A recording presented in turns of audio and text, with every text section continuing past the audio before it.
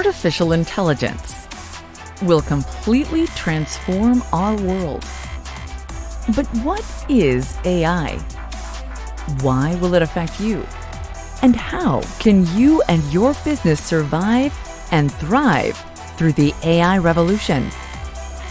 Welcome to AI and You. Here is your host, author, speaker, and futurist, Peter Scott. Hi everyone. Today we have neuroscientist Dr. Ryan Darcy on the show. We'll be hearing about him and from him very shortly. We're going on a fantastic voyage into the human brain. Did you see that movie from the 60s? You know, the one where Raquel Welch and some other people got shrunk down super small and took a submarine ride into some guy's brain? Well, this is going to be a lot more educational, just lower on the Raquel Welch content. Why do we get obsessed with the human brain in AI? Because our AI architectures are modeled on the human brain to a large extent. Years ago, we were getting nowhere in solving hard problems like image tagging and voice recognition until we used these new things called neural networks. And just as the name implies, they're modeled on the structure of neurons, which is what the brain is made of. About 100 billion of them hooked together with 100 trillion connections. Each one looks like it does something simple, which is that it receives signals from some of its neighbors and either sends signals to its neighbors or it doesn't. It's a very binary sort of model, which is why they were so tempting to reproduce in computers. How each neuron decides whether or not to signal its neighbors is based, in our artificial versions, on something called an activation function that is applied to the input signals it gets. And there's a mechanism for training the neural network called backpropagation or gradient descent, and that's probably enough math terms for right now. That's just a way that you can train the network on examples of the right answers to tweak the numbers behind those individual activation functions in the directions you want. The interesting thing is that we have to train our artificial neural networks in separate learning phases. But the human brain doesn't have anything like that, at least not the same way. That's one of many gaps we may have to close if we want our computers to think more like we do, and that's a big goal in AI. All this is a long way of saying that the more we understand about the human brain, the closer we'll be able to get to general levels of intelligence in AI. Hence, we are going to talk with people who are experts on the human brain, and Ryan is one of them. You can see him in the show notes standing next to his weapon of choice, an MRI, a magnetic resonance imaging machine, one of those giant donut devices that use a ridiculously powerful magnetic field to take pictures inside the human body, without all the radiation risks of X-rays, and without having to send Raquel Welch in there with a camera. So let's get on with the interview. Okay, I'm really excited about today's guest, Dr. Ryan Darcy. He has seen naked brains in person while they were still in use. He is a neuroscientist, the co-founder, president, and chief scientific officer of HealthTech Connex, which takes advances in neuroscience and makes them useful and pushes them out for use in medicine.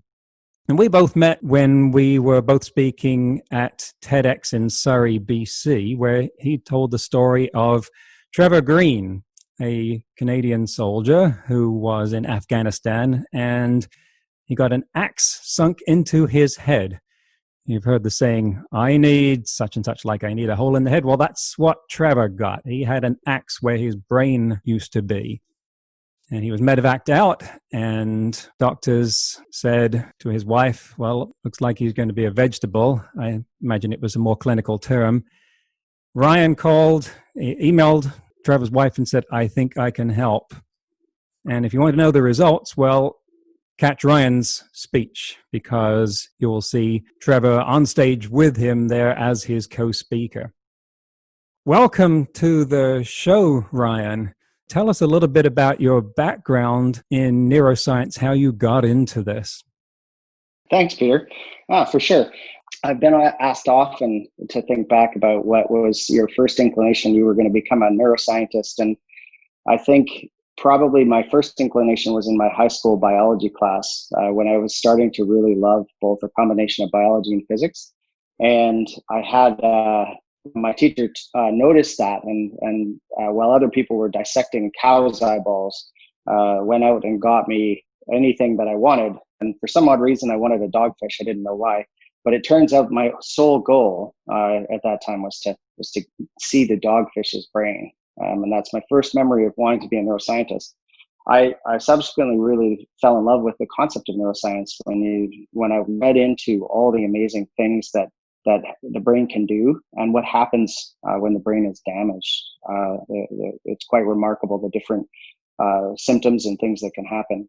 So I went to school and got my undergraduate and then my neuroscience training in clinical neuroscience and neuroimaging.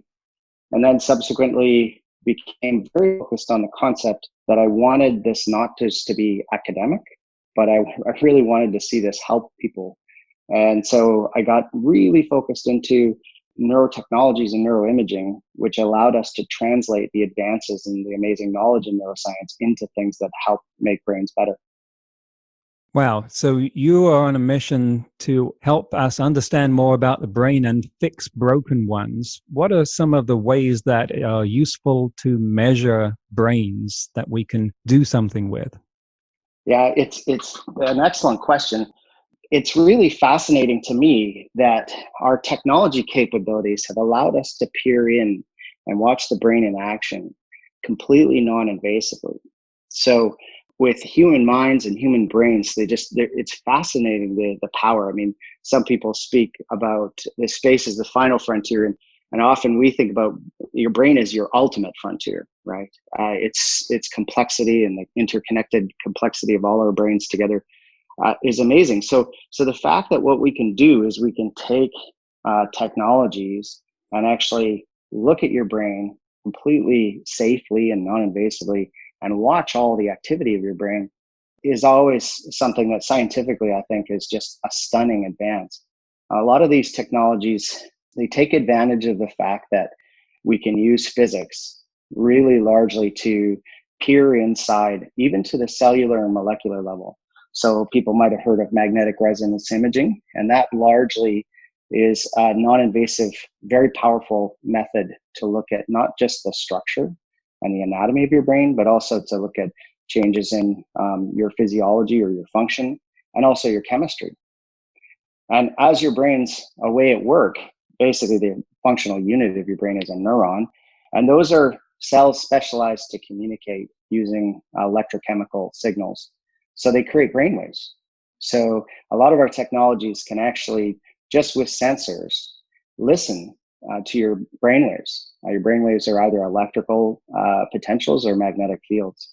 And so we can just use sensors to watch your brain in action in real time, and then actually start to use some complex math and physics to work out where, in fact, all that brain activity came from.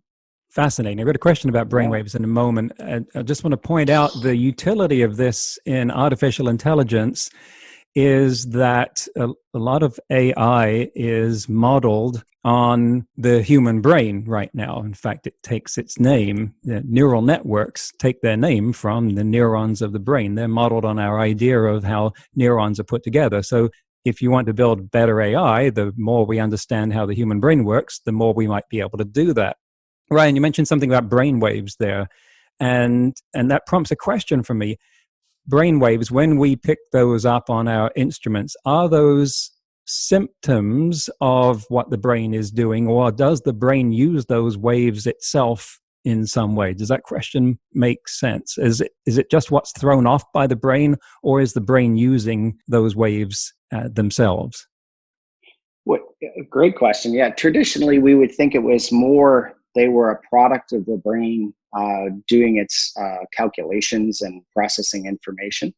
There are certainly waves of activity that also in different brain systems are responsible for translating information. So there is a bit of both, but most conventionally and most commonly we think of brainwaves in terms of when neurons are firing and communicating with one another, they create these signals, and we can record that, and that gives us our hidden window into their activity. Hmm. And in describing this, we have understanding of the brain. I hear about it at the level we've been talking about of neurons, electrical signals, chemical messengers. And then at the other end of the scale, we have the Diagnostic Standard Manual, the DSM. We understand various mental abnormalities and ways of treating those through therapy. And it seems as this huge chasm in between those things. I have this impression of this vast gap that needs to be filled.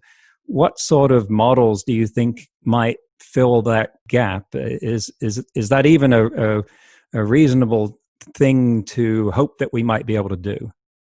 Yeah, Peter, thanks for flagging that. That's kind of near and dear to my heart and many of our hearts.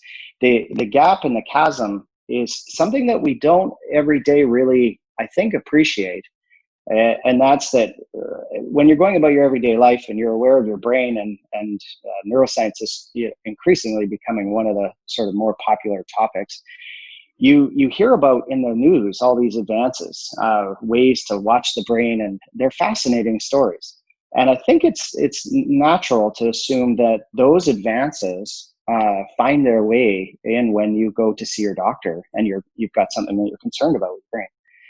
The reality, and this isn't by any stretch of controversial, statement, is that when you go to see a clinician, your physician, or otherwise around brain health, the clinical front line of how we care for the brain hasn't really changed that significantly since the 1980s.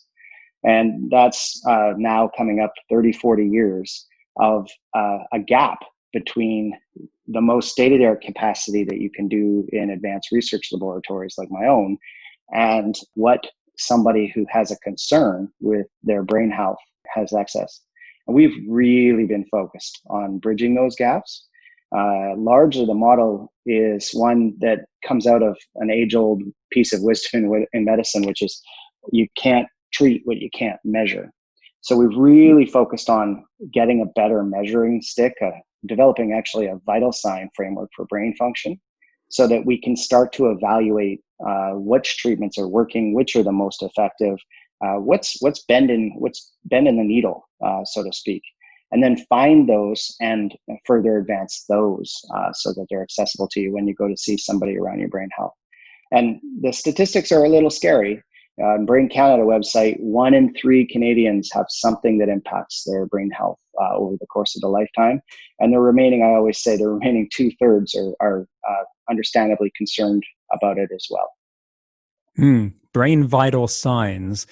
That sounds intriguing, particularly in the idea of getting some kind of objective measurement of brain health that you could use to assess therapeutic treatments. For instance, there are these sites that you can go to assess your mental capacity for memory. I was taking one the other day that I do periodically that shows you pictures, and you click to tell it that you've seen one of the pictures before, and it gives you an idea of your accuracy and your speed at the end of it. But this very primitive assessment based on performance, and someone's coming up with those questions, which is perhaps not as appealing as a direct measurement of some kind.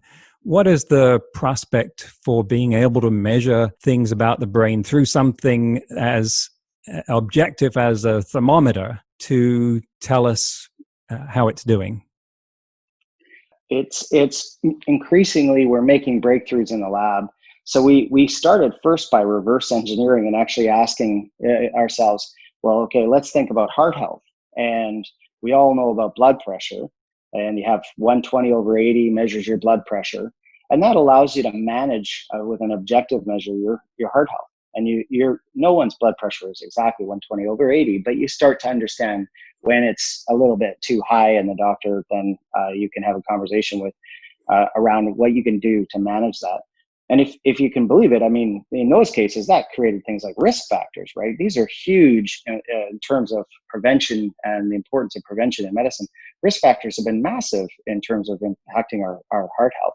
And we, in noticing the blind spot that we didn't have a vital sign for brain function, it calls up to imagine how much we're missing in terms of optimizing our brain health. So we actually did start by trying to reverse engineer that and say, okay, well, hang on. We've been recording brainwaves now coming up for over 100 years almost. And there's a lot of science about all these brainwaves that we can look at and pull down and say, what would be the valuable ones we could use to create something like a 120/80 for your brain? And so we were able to do that. And we were able to implement it in a standard medical framework that allowed us to look and show that it was quite reliable using things like AI and machine learning, that we could see this reliably in individuals. If I have 100 people, I could detect this in 99.9% of them. And we were able to then look at how do these change if something is a concern with your brain. So as you get older, your cognitive processing does slow. And we could show that these were sensitive to tracking that when your paper and pencil tests like the one you mentioned wouldn't track those changes. We could also then address in issues, not just aging and cognition and dementia, but also importantly, things like brain injury and concussion. And we could show that our tests of does an athlete, for example, a young hockey player, have a concussion or not, our objective measurements of your brain waves were much more sensitive to detecting those.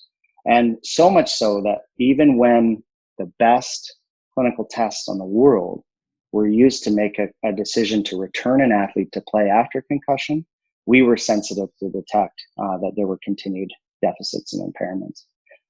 So we've been able to demonstrate that you've got a lot more sensitivity to understanding if your brain is optimized, healthy place. And what that has allowed us, and this is so exciting, is we've been able to start identifying therapeutic measures that actually allow you through neuroplasticity to improve your brain and to recover if you have a brain injury. And so we've been able to utilize those and implement them in the clinic to take people who had brain conditions that they thought were chronic and change that reality for them, which is incredibly rewarding work and very, very much along the lines of the work we've done with Trevor Greene. Well, and so speaking about Trevor, here is a man that had an axe in his head. Tell us what you did to improve his condition beyond those expectations of others. Yeah, Trevor and Debbie are the chief people that are responsible for improving their condition. The story is amazing. Basically, when Debbie was advised to put Trevor early on in the injury, advised to put Trevor in a care home and get on with her life, she told the clinical team that they didn't know Trevor. And Trevor is even prior to the attack, his platoon mates would say that he was the hardest working, most driven and determined and dedicated. And when he realized that he had such a major brain injury, he made it a focused goal to recover his ability to walk again. Where the axe had landed and struck the bulk of the injury was in our brain's motor control areas. And those motor control areas were particularly responsible for his ability to move his lower legs. And so when he made a focused goal to overcome that, he was really making a focused goal to say, I believe in neuroplasticity. I believe in the concept that I can rewire my brain circuits to regain my ability. And what happened was he started working at that in a very disciplined daily way. So what we did was we simply took his progress out of being an interesting story to becoming medical research and medical science.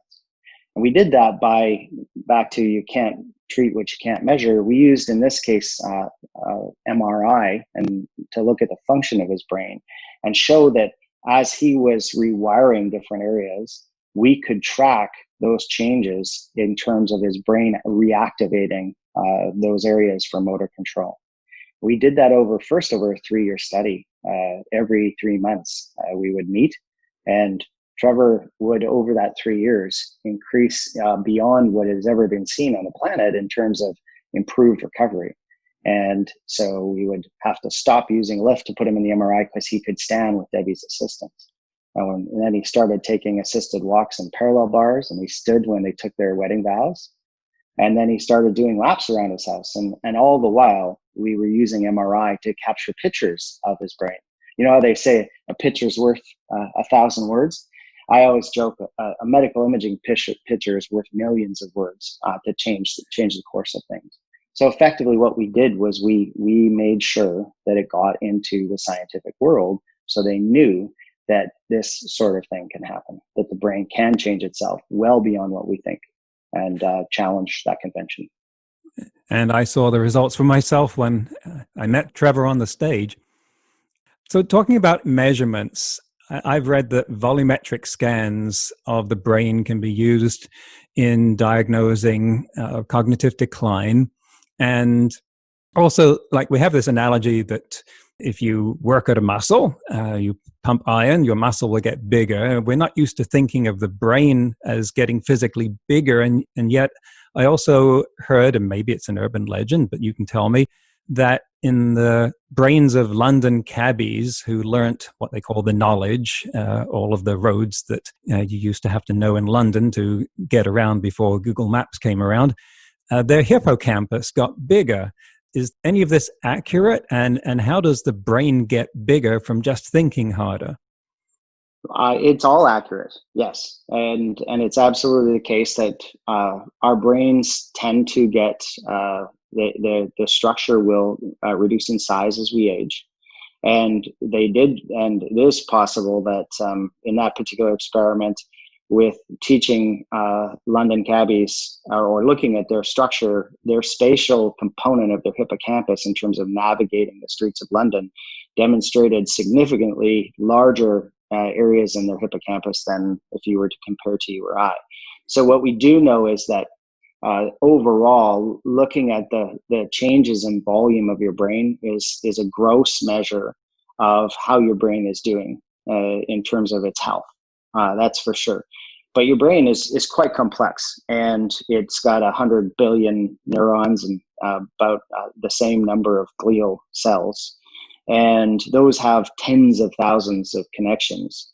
And it's incredibly intricate in its organization. So those would represent very, very gross levels of what goes on at sort of the cellular molecular level.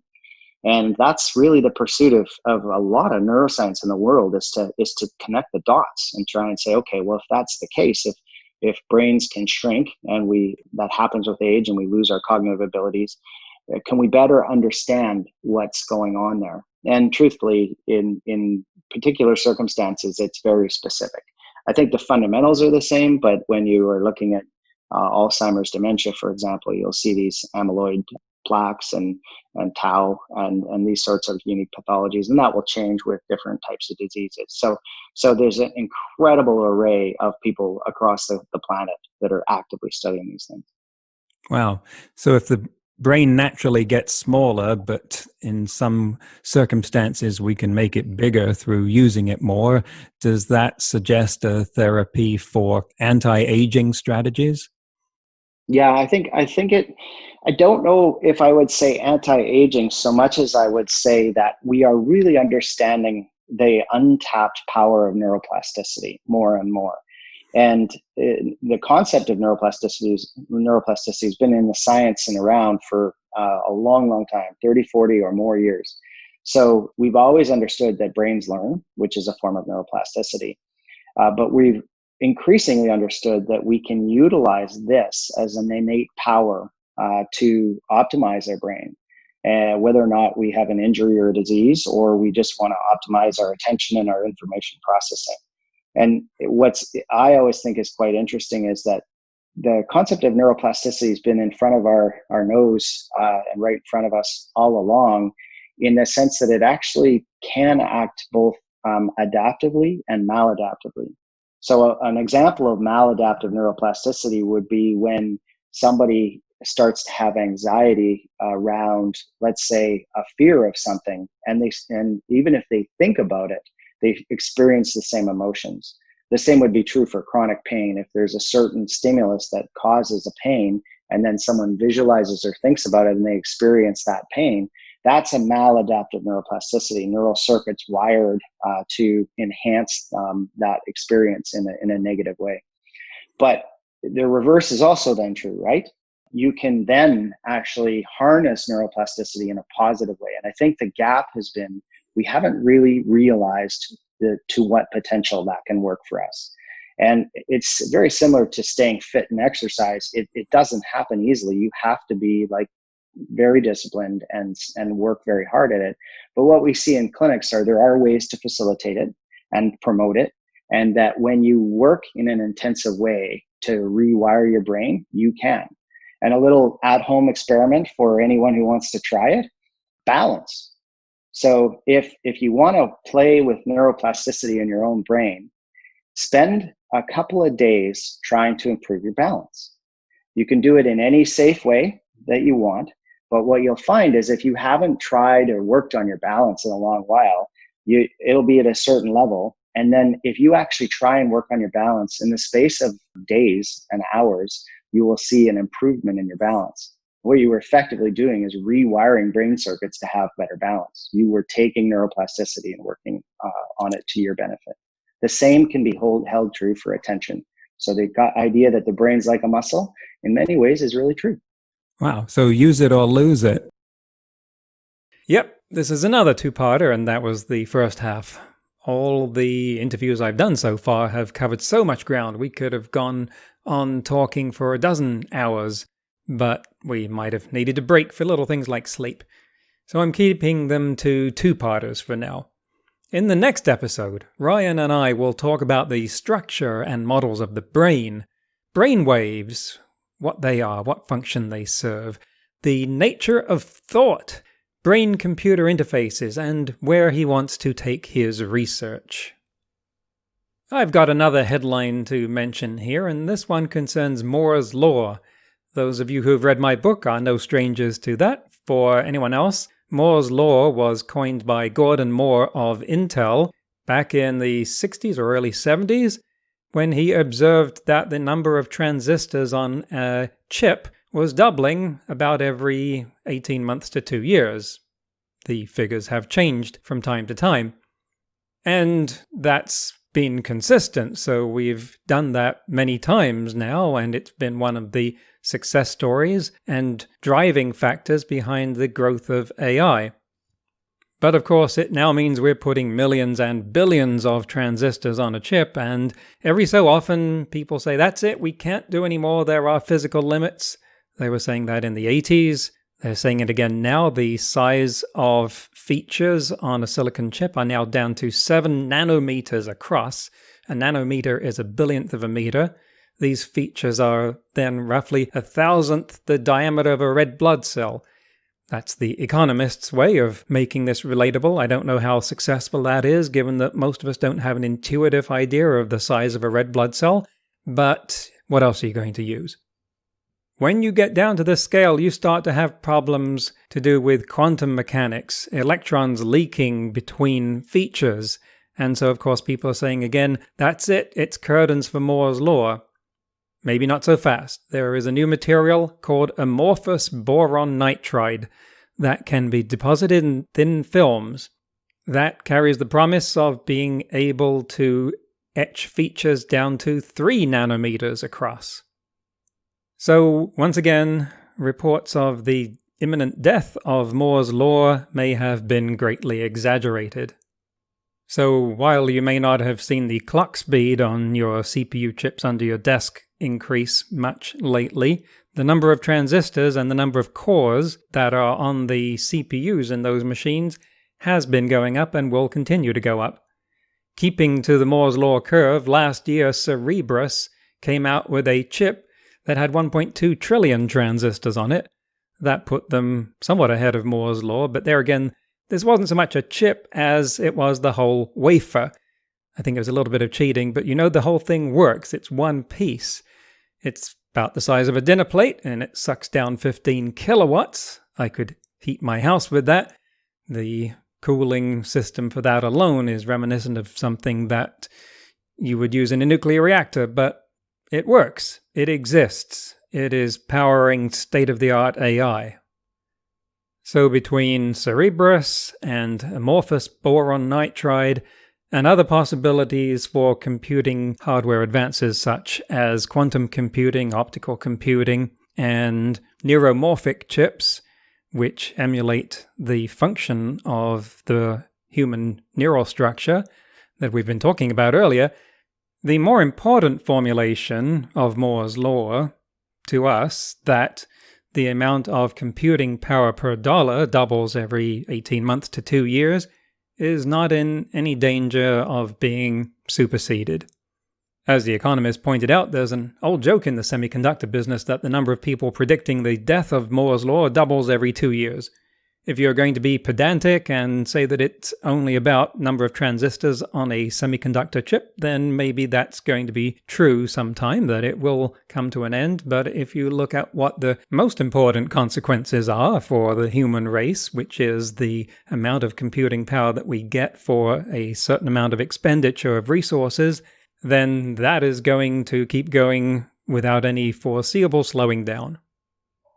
Since human brains aren't getting any faster, despite Ryan's efforts to help fix them, that means that at one point in the future, AI will be evolving faster than we can keep up with it. It's only a question of when that will happen. My mission, and that of my colleagues, is to help people understand how to deal with that disruption. How do you personally plan to deal with increasing speed of disruption? Food for thought. Until next time, remember, no matter how much computers learn how to do, it's how we come together as humans that matters. That's all for this episode of AI and You. Please leave a rating and comment and share with your friends. Get the book Crisis of Control and see more videos and articles at aiandyou.net. That's aiandyou.net, where you can also send us your questions. Thank you for listening.